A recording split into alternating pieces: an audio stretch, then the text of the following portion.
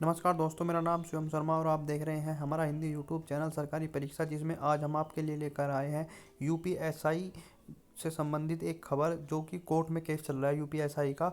उसकी 4 तारीख को उसकी हियरिंग है। पहले शायद 24 तारीख को इसकी हियरिंग थी, उस समय उसमें कुछ हियरिंग नहीं हुई, वहाँ पे वकील साहब नहीं गए। और अब 4 तारीख को इसकी हियरिंग है, यानी कि कल इसकी हियरिंग है। और शायद इसी वजह से यूपीएसआई का रिजल्ट नहीं आया और यूपीएएसआई का रिजल्ट आ गया, क्योंकि यूपीएएसआई का जो पेपर हुआ था वो यूपीएसआई से बाद हुआ था। पर लेकिन उसका रिजल्ट पहले आ गया, क्योंकि उस भर्ती में कोई ऑब्जेक्शन नहीं हुआ, वो कोर्ट में नहीं गई। और यूपीएसआई की भर्ती है जो वो कोर्ट में जा रखी है।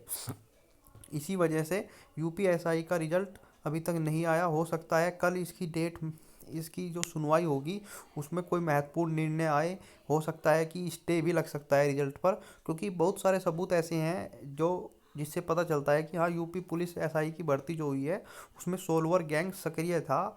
जैसे आपने भी देखा होगा, बहुत सारे फोटोज़ होंगे या इस पे स्क्रीन शॉट है जो उसका कंप्यूटर का जो स्क्रीन शेयरिंग वाला होता है वो है।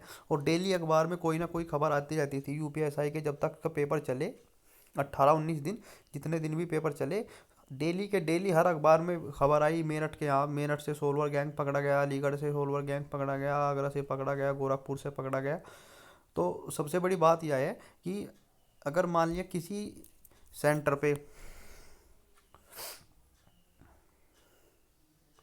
अगर किसी सेंटर पे 16 तारीख को, यानी इससे 12 तारीख से एग्ज़ाम स्टार्ट हुए थे, 12 नवंबर से, यानी किसी किसी एग्ज़ाम सेंटर पर 16 तारीख को, 16 नवंबर को कोई सोल्वर पकड़ा गया है, तो 16 को ही तो पकड़ा गया है वो। जो उसने 12, 13, 14, 15, क्या इन तारीखों में उसने वहाँ पे गड़बड़ी नहीं कराई होगी? क्या वो उसी दौरान पर एकदम से पकड़ लिया गया वो?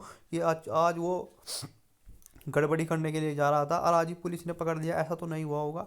ऐसा हुआ होगा कि जो तारीख, जिस तारीख को पकड़ा गया है, 16 को, 17 को, 18, 20, 22, 25, 26, जब भी पकड़ा गया है उससे पहले जितने भी दिन एग्ज़ाम हुए होंगे उसने अपना काम उनमें बखूबी तरीके से किया होगा। और हो सकता है कल इस भर्ती पर स्टे भी आ जाए। कोर्ट इस पे स्टे ले ले, कोर्ट इस पे स्टे ले ले अभी, कि पहले इसकी जांच होगी उसके बाद इसका रिजल्ट आएगा। जांच तो बिल्कुल होनी चाहिए, क्योंकि भाई 156 क्वेश्चन, 155 क्वेश्चन, 154 क्वेश्चन, 157 क्वेश्चन 160 में से होना नामुमकिन है। और ऐसे बच्चे के हो रहे हैं जो भाई साहब पैट के एग्ज़ाम में 35 मार्क्स लेकर आया है, उसके यूपीएसआई में 136 क्वेश्चन हो रहे हैं। भाई इतना ज्ञान उसने 2 महीने 3 महीने में एकदम से कैसे प्राप्त कर लिया? या तो पहले बिल्कुल ठप था, बिल्कुल निठल्ला खत्म, और एकदम से फिर यूपीएसआई में 136 हुआ, एकदम से चाणक्य कैसे निकल गया पता नहीं चला। तो भर्ती में गड़बड़ी तो हुई है।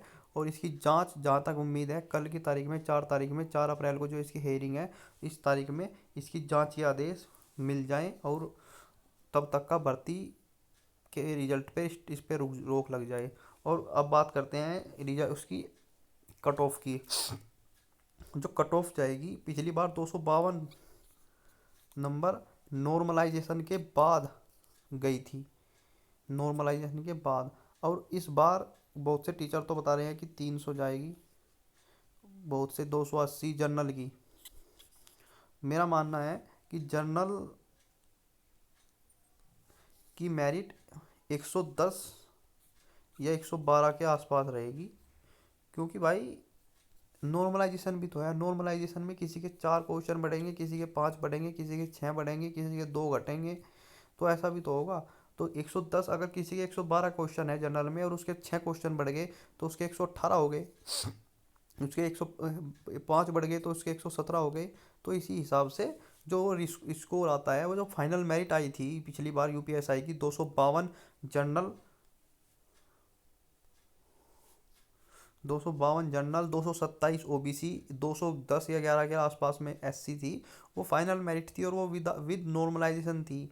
और इस बार भी अगर नॉर्मलाइजेशन के में आने के बाद 110 12 क्वेश्चन आराम से मेरिट जाएगी। 110 या 115 तक मैक्सिमम है, मैक्सिमम। क्योंकि भाई इसमें आप क्या देखिएगा कि नंबर भी तो बढ़े हुए हैं, नॉर्मलाइजेशन भी तो हुआ है। तो नॉर्मलाइजेशन के बाद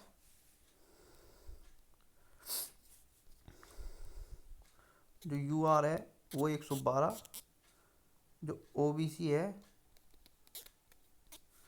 वो 108, और जो ई डब्ल्यू एस है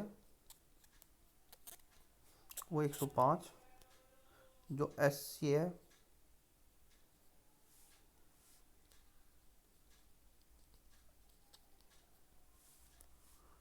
जो एस सी है वो 102 या 101, और जो फीमेल है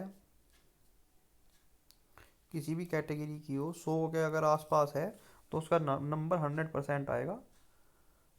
धन्यवाद। जय हिंद, जय भारत।